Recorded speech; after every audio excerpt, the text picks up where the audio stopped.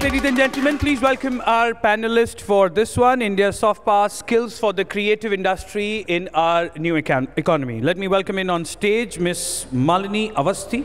She's an eminent folk singer who's been awarded the prestigious Padma Shri by the President of India in 2016. Welcome, ma'am.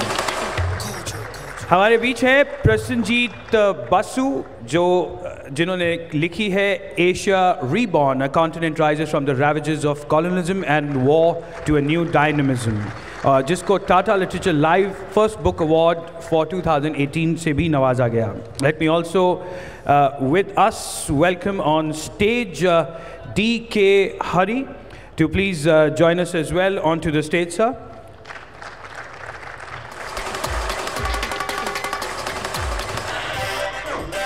You had met Mr. Hari earlier during the previous session. Moving on, please welcome Mr. Gunwant Singh Mongia, an entrepreneur who needs no introduction, but he's the chairman and a brand ambassador of Mongia Steel Limited. He's truly a living example of a visionary possessing all qualities of a successful entrepreneur. Welcome, sir. Thank you for gracing us with your presence. Let me also welcome on stage the moderator for same, Mr. Hari Kiran Vadlamani, who's a social entrepreneur and a founder of the India Academy of Non-Traditional University for Traditional Knowledge. We'd like to welcome him, and without wasting much of your time and yours, let me hand it over to you, sir. Okay. Thank you. Our time has just been deducted, 10 minutes is deducted, we only have 20 minutes now, so I'm really going to rush this. I just request everyone to take out your phones, not to put it on silent mode, but just go to this platform that we just started, called softpowermag.com. Can I request you to do that? If you go to this website, you will see 8 or 9 countries that are represented on a single homepage, whether it's Brazil, Chile, Germany, Italy, and all these countries are consuming our culture. The way, I'm the founder of Indic Academy, and we have a center for soft power. And the way we look at soft power is that we look at it from a perspective of India being endowed with a natural resource. Just like Saudi Arabia is endowed with oil, India is endowed with a natural resource called culture. And this culture globally is much in demand and much wanted. It's being consumed across the world. Now the question is, can we think about this culture as a natural resource that we have and use it to create employment in our country? And that's the question that we are discussing today. The way we think about it is, every millennial in the world today, what he or she wears, what he or she eats, what he or she puts on the body, or what he or she uses in the house, has to be a sustainable product. This is the reality. 1 in 7 millennial in the US is becoming a vegetarian and vegan. So the big thing about culture and cultural creative people is that they're looking at wellness, they're looking at spirituality, they're looking at mindfulness, they're looking at yoga, they're looking at environment. More importantly, they're looking at experiential tourism. Of all the segments in tourism, experiential tourism is the fastest growing sub-segment. And when you say experiential tourism, it means that they just don't want to come and see a monument, but they want the whole environment to be curated. Be it the food, be it the dress, be it the whole experience. Today, if we think about experiential tourism as a segment, the kind of growth that we can see in tourism itself will be huge. Similarly, if you look at vegetarian cuisine and how we can promote that globally, there again, millions of jobs can be created. So our entire focus is, how do we look at all these verticals, whether it's spirituality, whether it's yoga, whether it's Ayurveda, whether it's films, whether it's language, whether it's literature, whether it's design, whether it's craft, whether it's cuisine, all these verticals, what can we think of in terms of a value chain, in terms of the economic value chain behind the delivery of these things, and how do we make this as an economic activity that we can promote to create jobs. And I have a fantastic panel, and I would like to start with Malini ji, and I would request her, she is, as you know, Padma Shri, and she's a folk singer, and she has a vast network of folk singers across India. I would like her views on this, but before that, I would request her to give us a small a song and start the... Good afternoon, good evening, everyone. And I think this is a very interesting discussion that we are going to cover today. And I do believe that soft power, if any country can really talk about it in the global present situation, is us Indians. Whether it is, I remember when we were growing up as young children, we grew up in a very conflicting world where countries were fighting with each other. We would read about years of wars going on, and somewhere I feel that today, ultimately the philosophy of India, Sarve Bhavantu Sukhina, Sarve Santu Niramya, that seems to have taken over. It's become impossible for countries now to take on others, hold on wars, because their citizens won't let them do it now. So ultimately it comes back to soft power, whether it is yoga as you see, music as you see, spirituality as you see. And I have had a very interesting experience myself, because I got opportunity to travel across the world.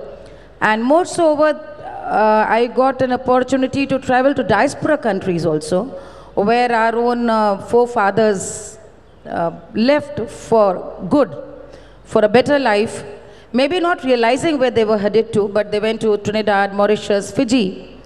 And I remember I was invited to Fiji on 40th anniversary of ICCR. And when I reached there were about 10 islands that I was taken to on ships. And it was a mind-blowing experience, because I was the first artist the Indians there, the Fijians, were getting to see.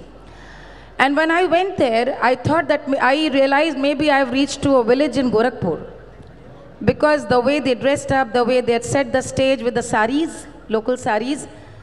And I was told that the children knew Ramayana by heart. Thousands of miles away from India. But in 1835, they left India, but they knew more, they're more Indian than you and me. And when I sang for them, I really made that day. And I realized the power of music and this soft power. Interestingly, since you asked me to sing, I went to Mauritius. And there is a very popular song that I sing. It's a very popular song because as the debate is about the present economic condition. So this song is about migration, where a gentleman sits in a railway train and again migrates for good. And he leaves, but the girl, his wife, looks away the train and she breaks into a song. Riliya bairan piya ko liye jaye re, Riliya bairan ho, Riliya bairan piya ko liye jaye re, Riliya bairan. So we can understand that he has gone to work. Ari jaune tikaswa se saiya mor jai hai, pani barse tikas gal jaye re, Riliya bairan. She wishes ill for even the employer there where he's gone to work, and she wishes that something happens to the person who has asked him to come and work for him. Nothing happens to him again. She goes on singing. Ari jaune sahab wa ke saiya mor naukar, jaune sahab wa ke saiya mor naukar, ari goli daga sahab mar jaye re, goli daga this is about the economic conditions. We were very poor, and somebody migrated from Bihar or Eastern UP. But what is very strange that you get to listen to the same song in Mauritius. So when our forefathers went there, people think they carried nothing, but they carried this legacy of culture and traditions and values. And this is why in Mauritius you find Tulsi worshipping, Hanuman worshipping. This is all soft power. And I think today, when we find the whole world moving towards spirituality, non-violence, and looking within, working, coming back to your roots, trying to make your village look perfect, as you said, trying to respect your grandmother's traditions. That is what I've been doing all my life, and I've realized that I never got this result or this interest in society that we are getting to do now. In fact, I find people now, they DM and they message me and text me that this is a song my grandmother used to sing. Please take this song and sing it somewhere, because my daddy is now gone home there. So at least somebody will be preserving the song. So this is what I see.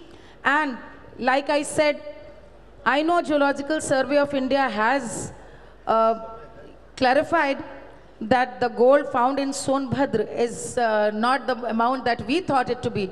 But somewhere you have to respect our ancestors who knew that what to call it. It was called Sonbhadra. So they knew more than Geological Survey of India maybe centuries ago. So this is soft power, worshipping knowledge traditions of India. Thank you so much, Malini. One of the things is that music industry worldwide is about $4 billion. Hollywood is about $11 billion. The gaming industry is $16 billion, one of the fastest growing. That's one area where we can play a role in making immersive games based on our mythological stories. And I would like Hari to step in here, because he's talked about almost 40 verticals from our culture where we can look at employment. Can you just talk about that, Hari? Yeah, sure. Thank you.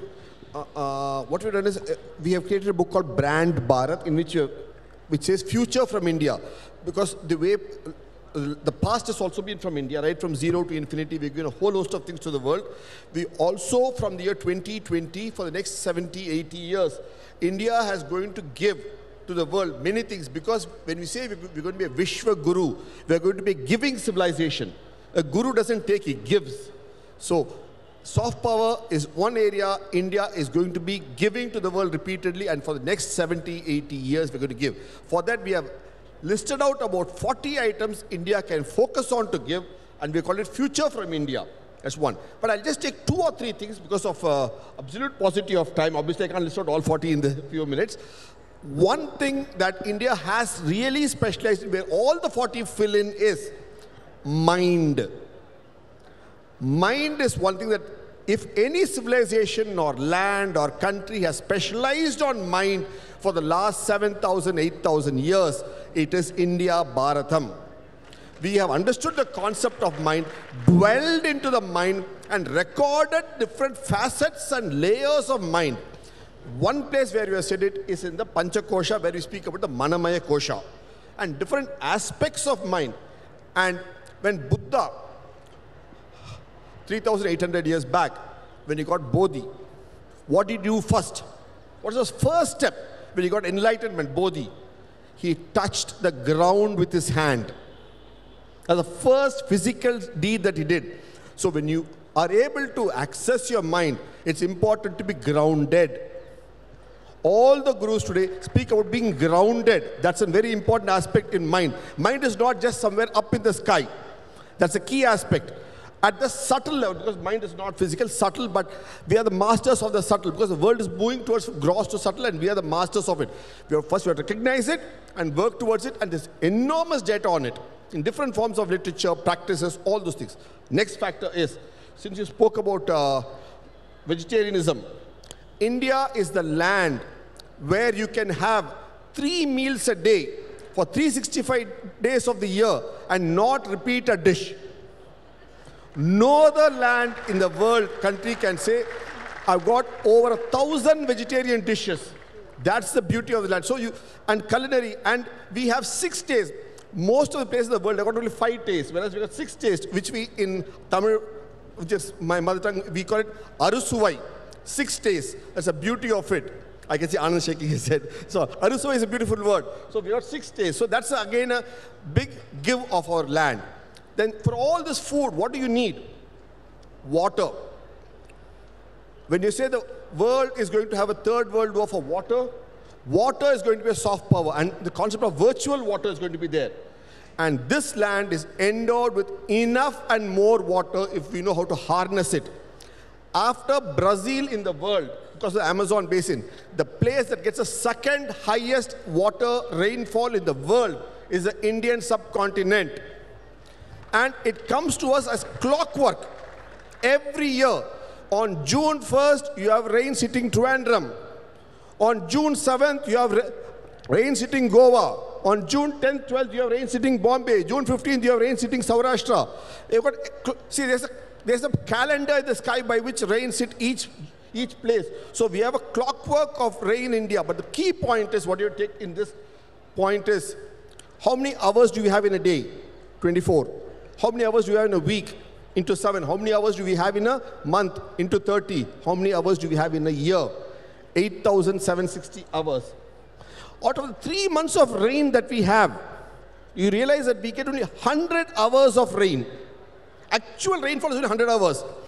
That is what our ancients knew, to harness 100 hours of rain for the balance 8,660 hours.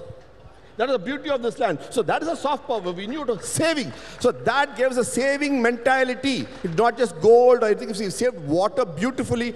That gave us a prosperity. That's why we are Sone ki chidiya. So the fundamental factor of food, which is the minds of everything, is we need water, jala. Jala suraksha. If we have that, then we can supply everything to the world with the copious water we have, because we have no shortage of the blessings of Varuna Bhagavan. Thank you. And with that, we can offer different aspects of soft power to the world. Thank you for the short time, guys. Thank you, Hari. Just to build on his point, I was speaking to a Danish chef, and he was wanting to learn about vegetarian cuisine and come to India. And I asked him why. Then he said, look, we just have fries and we have some salads. But like you said, 29 states, each state, and every day we can eat different dishes. So that's something which we really need to look at from an employment generation point of view.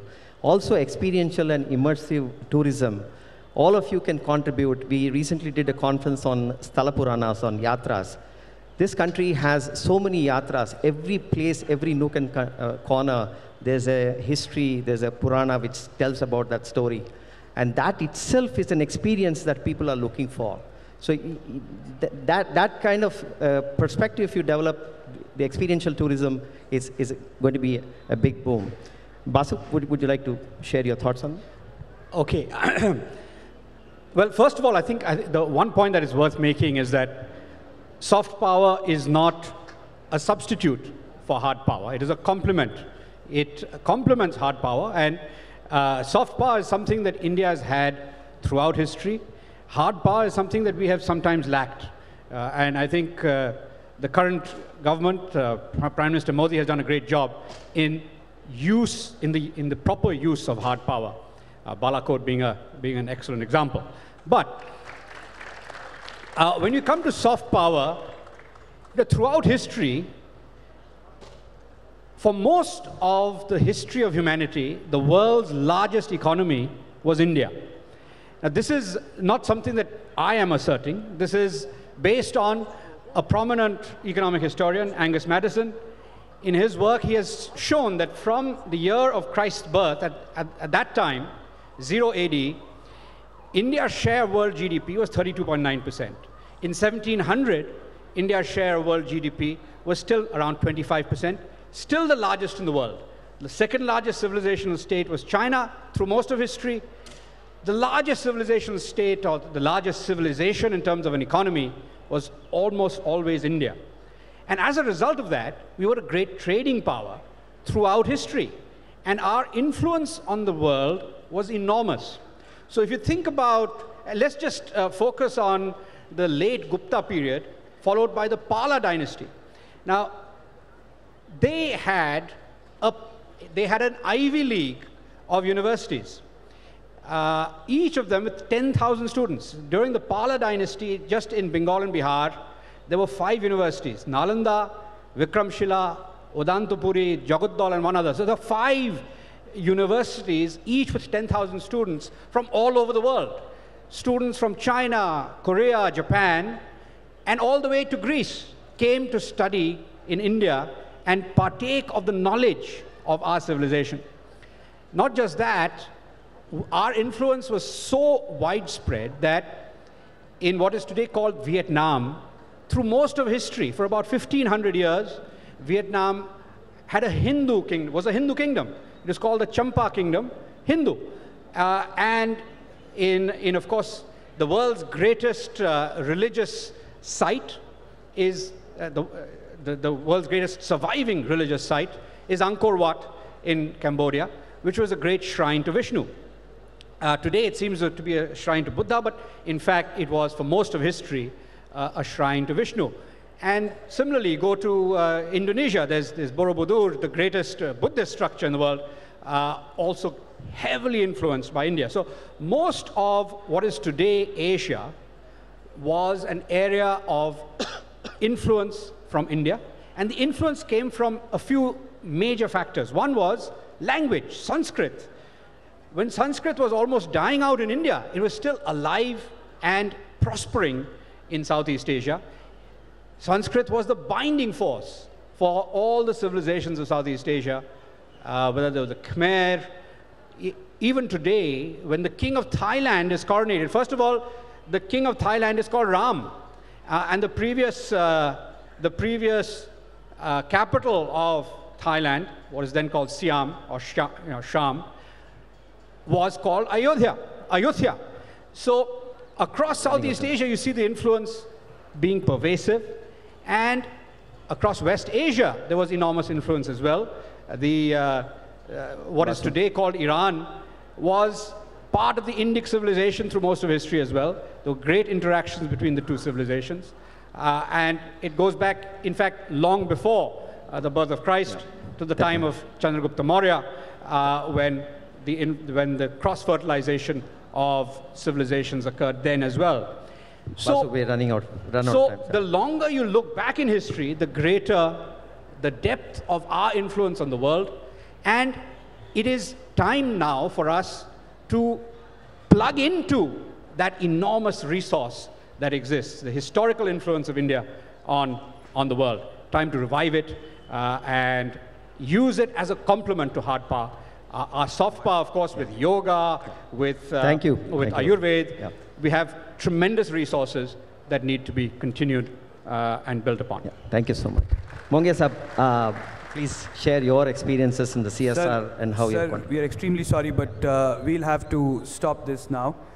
We have to hard stop, sir. We're so sorry. We apologize. Thank you. Thank you. Thank you, sir. Thank you very much. Ladies and gentlemen, let's please hear it for the fantastic session. We do apologize in the paucity of time. We have not spoken. Okay. Go ahead, sir. मैं ये कहना चाहता था, जैसे sir ने कहा कि soft power is not a substitute. यही चीज़ मैं बिज़नेस में भी देखता हूँ कि बिज़नेस में अब ये दूसरी पावर्स की बात नहीं है. सॉफ्ट पावर इसके साथ अब समय बदल गया है. बिज़नेस में भी बहुत कंपटीशन है. तो आप ये समझ सकते हैं कि आज बिज़नेस के साथ साथ जैसे उसके मार्केटिंग और ये चीज़ें जिसमें हम कह सकते हैं इकोनॉमी को तो ग्रोथ मिलती ही है, एम्प्लॉयमेंट में भी ग्रोथ मिलती है. जैसे इन्होंने कहा कि हर थोड़ी थोड़ी दूर पर डिश बदलती है, हर थोड़ी थोड़ी दूर पर भाषाएं भी बदल रही हैं, सभ्यताएं भी बदल रही हैं. आज हमारे पास में आप देखते होंगे कि आदिवासी हैं, उसमें आदिवासियों में भी सबसे पिछड़े जो हमारे पास में आज बिरहोर प्रजाति है, इस प्रजाति में आज तक सबसे ज़्यादा जंगल और सबसे पीछे में रहे. और आज भी एट प्रेजेंट मैं देख रहा हूँ जो आंकड़े आ रहे हैं कि ये प्रजाति लुप्त प्रजाति जो है, ये इनकी गिनती बिल्कुल घट रही है, बड़े रफ्तार से घट रही है. अभी मैं खुशी के साथ कह सकता हूँ कि गिरिडीह में बिरहोर कि इस प्रजाति के लिए मुझे एक बार इससे जोड़ा गया और बिरहोर विकास समिति का मैं अध्यक्ष बना 2009 में. और उसके बाद से गिरिडीह और आसपास के इलाकों में इनकी आबादी बढ़ रही है. तो तो इनकी भी तो अपनी सभ्यता है, इनकी भी तो संस्कृति है, इनके भी तो विचार हैं, और इनके भी मैं छोटी छोटी बात बताता हूँ। जैसे कोई भी चीज़ को पॉलिश करके अगर हम उसको अच्छे तरीके से पेश कर पाएँ तो हमारे पास में बहुत अच्छी अच्छी चीज़ें हैं। आज हमारी जो आप देखते होंगे सीमेंट की बोरी जो आती है जिसकी प्लास्टिक की रस्सी निकलती है, उससे ये लोग रोप बना रहे थे। हम लोगों ने उनसे अच्छी चीज़ें बनवानी शुरू की, तो उन्हें कारीगरी की तरह से अच्छी अच्छी चीज़ें बनाई, उन्हें रंग पेंट करके और एक पेश किया। तो ये हमारी सभ्यता की पुरानी चीज़ों को नए तरीके से पेश करने का और इकोनॉमी को आगे बढ़ाने का एक अच्छा फॉर्मूला भी है, और उनसे उनकी इकोनॉमिक ग्रोथ भी होती है जो ये कर रहे हैं। Thank you gentleman, thank you ma'am, thank you very much.